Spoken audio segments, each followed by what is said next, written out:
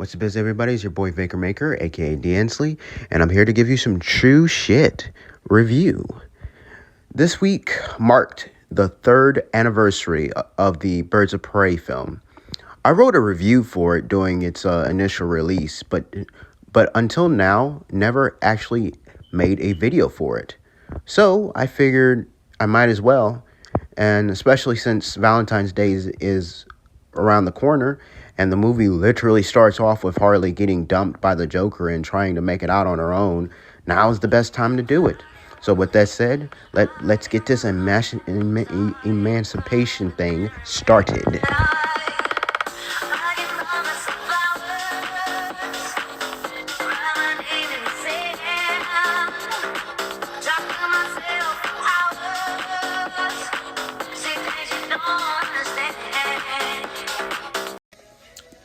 It's been 7 years since the first live-action Suicide Squad movie came out in theaters, and I gave it a positive review. 7 years later, and I still think it holds up well despite all the hate it's gotten over the years. Now, I'm not saying it was a great movie. In fact, I would say that the main plot involving the Enchantress was definitely the weakest aspect of the movie for me. I just really enjoyed the movie despite all its flaws. And probably the main reason why I liked it so much was because of the performance of Margot Robbie as Harley Quinn. She was funny, sexy, and truly a twisted individual. Much like in the comics, Robbie's Harley had somewhat bubbly side to her, but she also had a bit of a mean streak in her as well. Occasionally using her skills as a psychiatrist to psychologically mess with people when she was bored. Harley's not a truly evil person like the Joker, but she sure as hell ain't no good girl. She's a dangerous psychopath, and Robbie conveyed that wonderfully in her scenes. So of course, I was totally gamed for her to reprise her role in a spin-off film. However, I'll be honest with you guys. Ever since they did that teaser trailer for the Birds of Prey movie that revealed Harley's confetti jacket for the first time, I wasn't as excited for this movie as I wanted to be. Even when they released the first official trailer, I wasn't too stoked for it. I didn't really like the whole concept of Harley starring in a Birds of Prey movie because, for one, she was never even a member of the group in the comics. 2, she's still a criminal. And 3, I'd rather had her next film appearance after Suicide Squad be Gotham City Sirens, which would have starred her, Poison Ivy, and Catwoman, 2 other well-known criminals, and together they are an established trio in the comics. The movie was in development but got scrapped for reasons. A part of me just felt like Warner Brothers desperately wanted to milk Margot Robbie's popularity as Harley Quinn and just have her in any movie and not care which one it is, whether it makes sense or not. However, it turns out that it was actually Robbie who pitched this idea in the first place, and she's the one who produced the movie. So when the first official trailer came out, I enjoyed it in the sense of being a Harley Quinn trailer, but I felt it failed at being a trailer for the Birds of Prey. It had me worried that the movie itself was gonna be the same way, and felt like that they might as well had given Harley her own solo film and have the Birds of Prey have their own movie without Harley. The last trailer that was released definitely feels more balanced than the first trailer in terms of it not feeling like just the Harley Quinn show. I mean, clearly Harley's still the main character, but at least compared to the last trailer, it does a better job at least making it feel like it's gonna try to be a team up movie. Margot Robbie is easily the highlight of all these trailers and promotions. She is the main thing what makes these as enjoyable as they are. I was worried that her performance would be the only good thing to come from this movie. In fact, I was about 50 or 60% sure that this movie was gonna suck. However, with all the early positive reviews for this movie, this movie was getting, it had me a bit more optimistic and a little excited to go see this movie, which I did, and I saw it in IMAX. I gotta tell you, I gotta tell you guys how happy I am to be wrong about this movie. No, I wouldn't say it's a great movie, and it does still feel like Harley's movie for at least the first good portion of it. But it does balance it out to be at least feel sort of like a team up movie. The movie does give off a Deadpool vibe in the sense that Harley is pretty much narrating throughout the whole film, and occasionally breaks the fourth wall, and she has had a habit of telling things out of order. But you got to remember that this is a crazy person trying to tell things from her perspective, so it makes sense for her storytelling to not be the best. And honestly, it really doesn't really bother me considering who's telling the story. Each of the other characters, like Black Canary, Renee Montoya, and especially the Huntress, were represented very well. Sure, they didn't get as much character development as I wanted, but they both, but hey, both the story and each of their actresses did a good job at least making me like and care about these characters. They didn't feel like side pieces that were just there to make Harley look good. They each had their own stories and purpose, and they got to kick a lot of ass. So I gotta applaud the movie for that.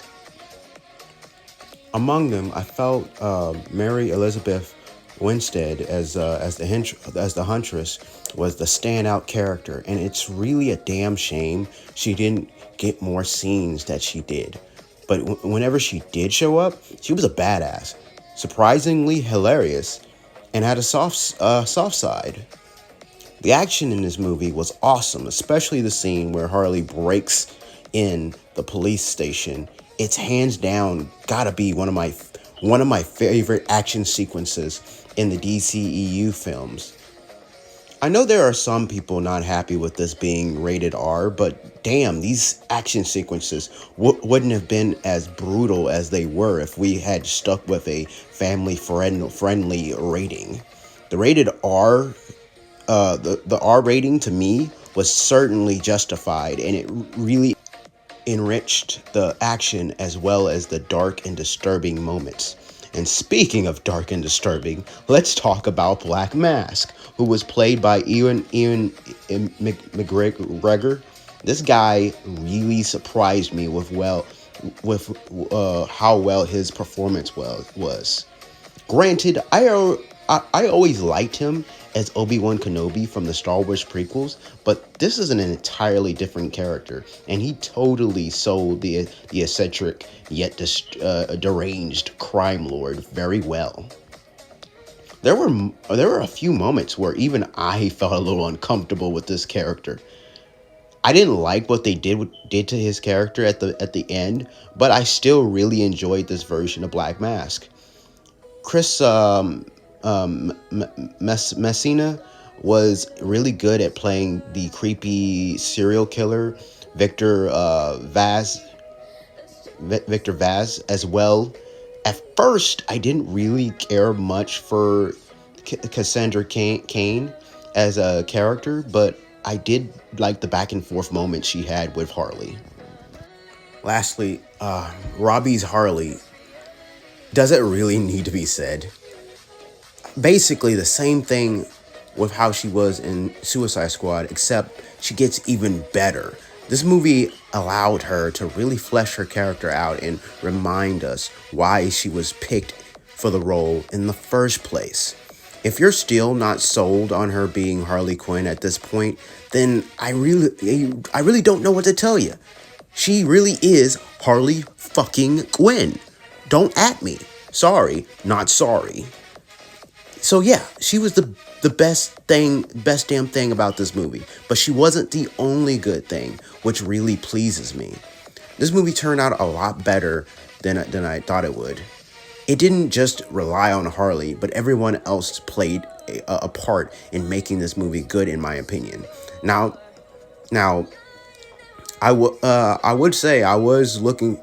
Now, I would say after this movie came out, after watching it, I was looking forward to a sequel, a Birds of Prey sequel, and honestly, I wouldn't have mind if they had chosen to leave Harley out of it.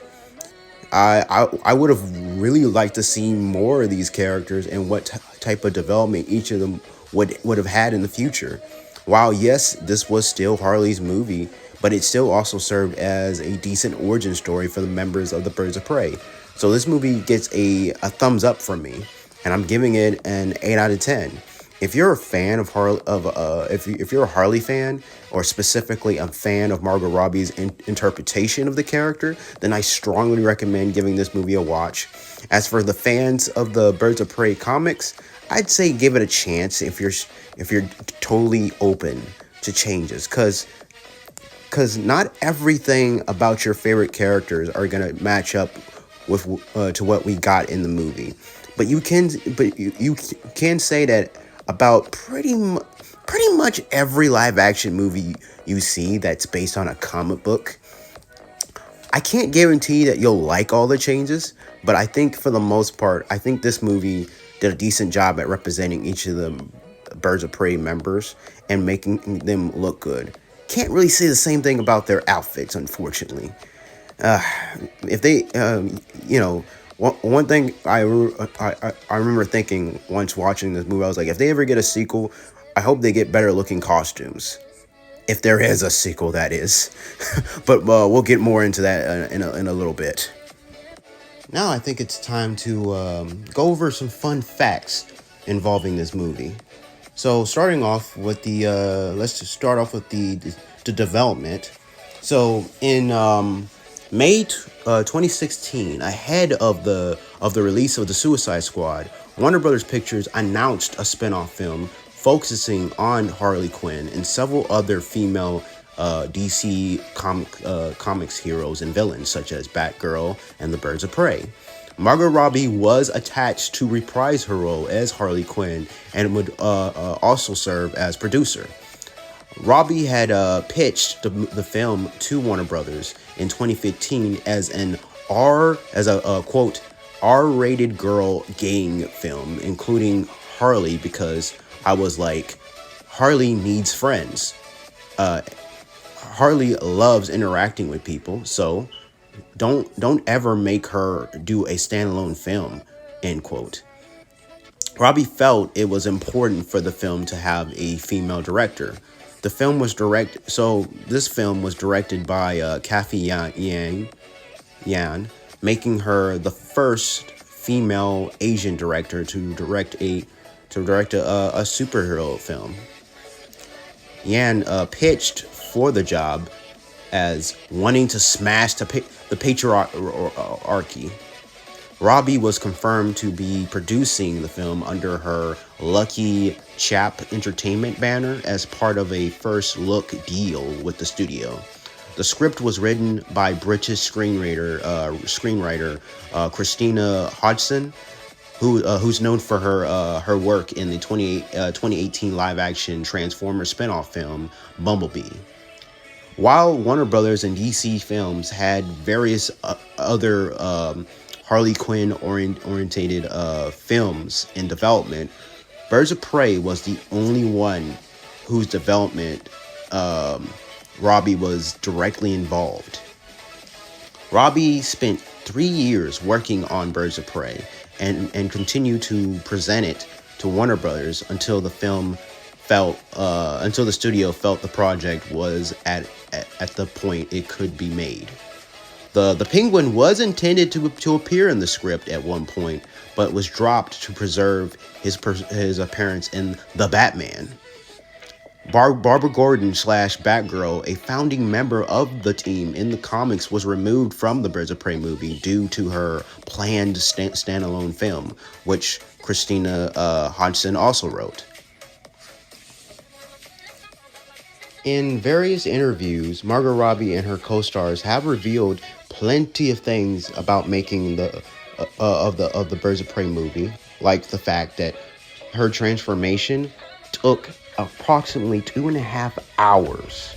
Oh god, I'm gonna butcher her name, but here it is. Junie Smollett Bell, um, the person who played Black Canary, said that she took home Harley's bat prop and asked for a woman of color to be her hairstylist for the Birds of Prey film. The hyena in the Birds of Prey movie is actually played by a large dog that was CGI'd to look like a hyena. Despite all the praise I've given to this movie, it doesn't change the fact that the spinoff to Suicide Squad barely made a dent in the box office due to many marketing issues involving the film. And as a result, shortly after the film's theatrical release, Warner Brothers quickly changed the name of the movie to Harley Quinn Birds of Prey. Birds of Prey's opening weekend wasn't the success that Warner Brothers had planned for a movie about a popular DC character being portrayed by Margot Robbie. The film only generated 33 million domestically, coming up short against investors'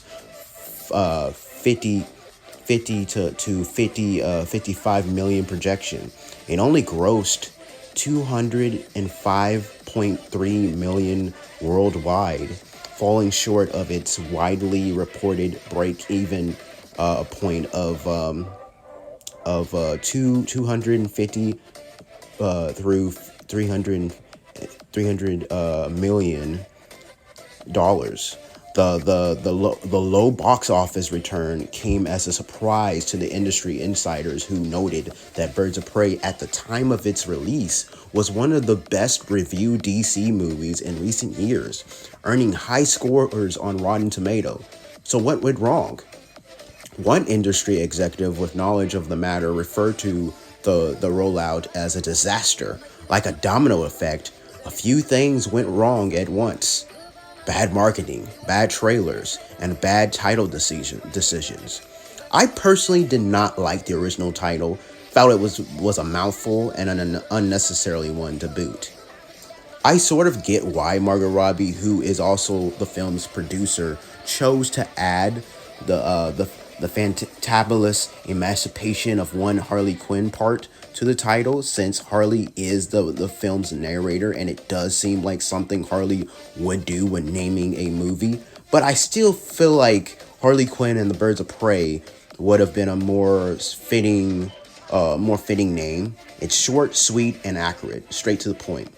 While I did say earlier in the review that the movie does a decent job at introducing the members of the Birds of Prey and sort of served as an origin story for the group, it's still a Harley Quinn movie at its core, and as she is the focal point of it. So while I don't mind the title change, in fact, I definitely prefer it over the original. It's a title we should have gotten in the first place. It did feel like it was odd for them to just change it only after it had already been out in theaters. As I mentioned before, this movie didn't do so well in the box office, and I just listed out multiple reasons why it could be the case. It can't just be the title. Instead of leaning into the R rating and releasing a series of red band trailers like Deadpool and Amazon's The Boys did, the Birds of Prey trailers played it safe. Normally that would be fine, but Birds of Prey is a movie that works because of its utter ridiculousness and R-rated qualities.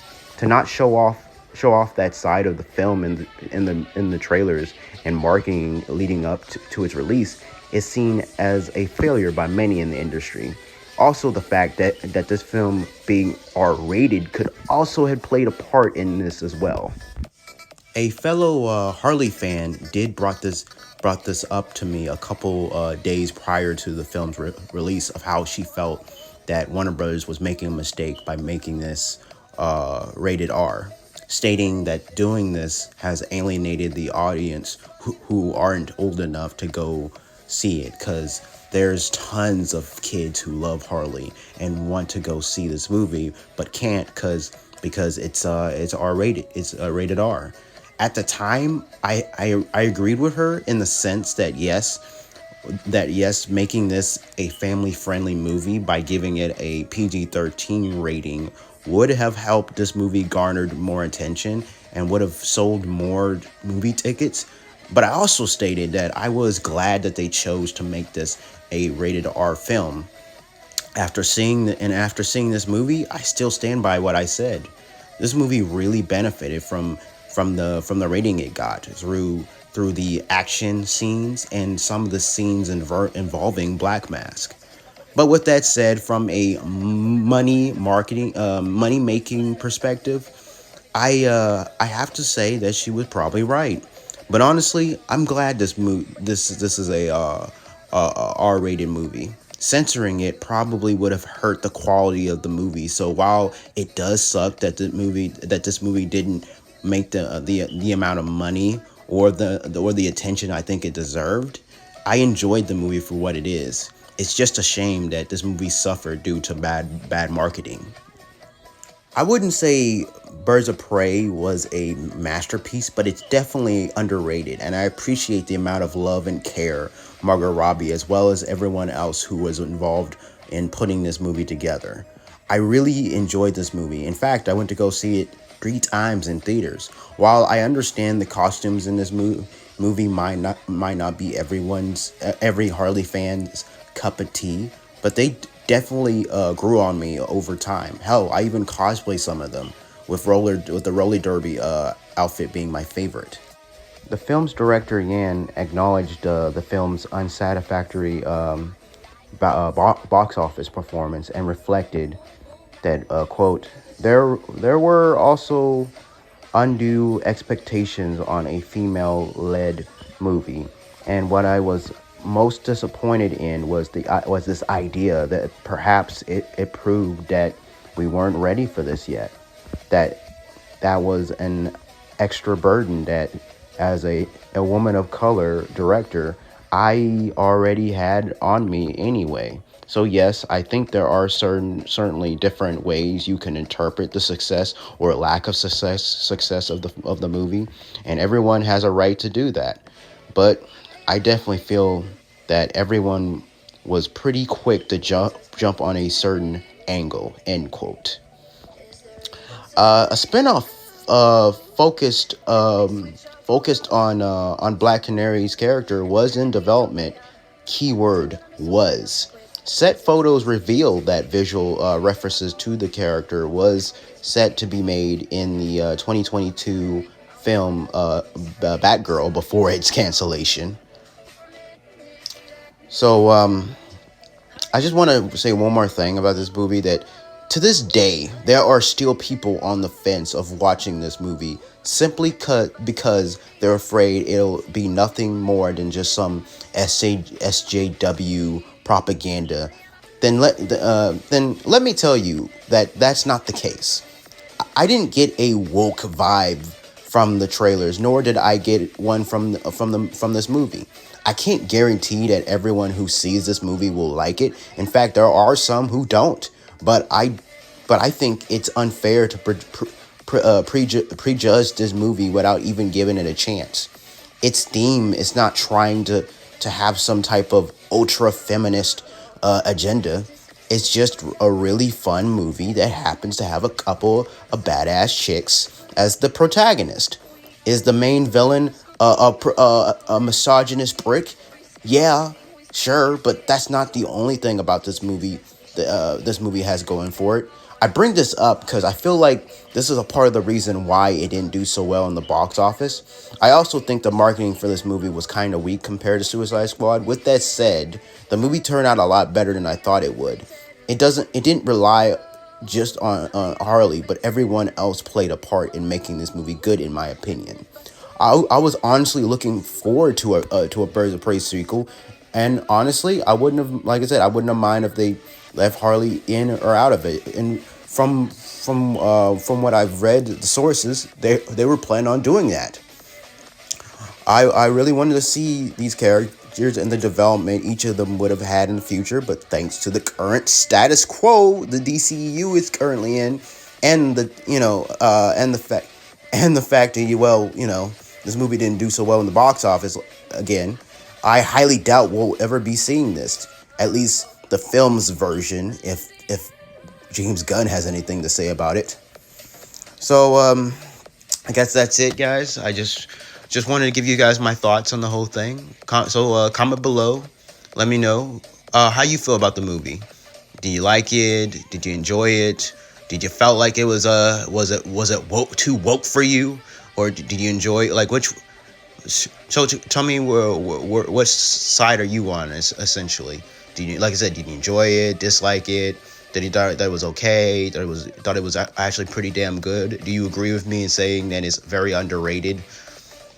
Underrated. Did you go see it in theaters just like I did, or did you just wait for it to come out on Blu-ray? Like a lot of people did. Like I said, comment below. Let me know.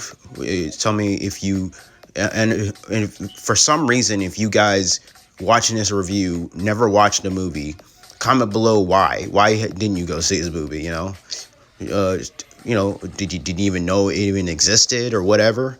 Wouldn't surprise me. Like I said, I just feel like this movie didn't really market it that well. Plus, some people didn't even know that it was a Harley Quinn movie, believe it or not. Yeah, like I said, comment below, let me know. And if you enjoyed this video, hit that like button. Subscribe if you really want to see more content like this from me as I review movies, video games, TV shows, etc. Figurines, statues, the list goes on. I do tons of reviews on multiple things. I make reaction videos. I make preview videos. Like I said, I do a lot of things on here. And most importantly, hit that notification bell if you want to be notified when I do post these videos. Now, with that said, stay beast.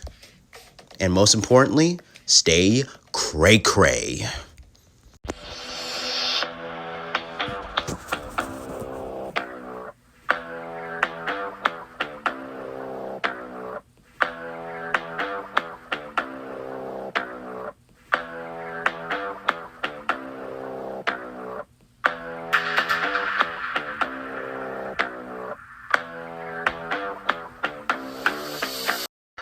What?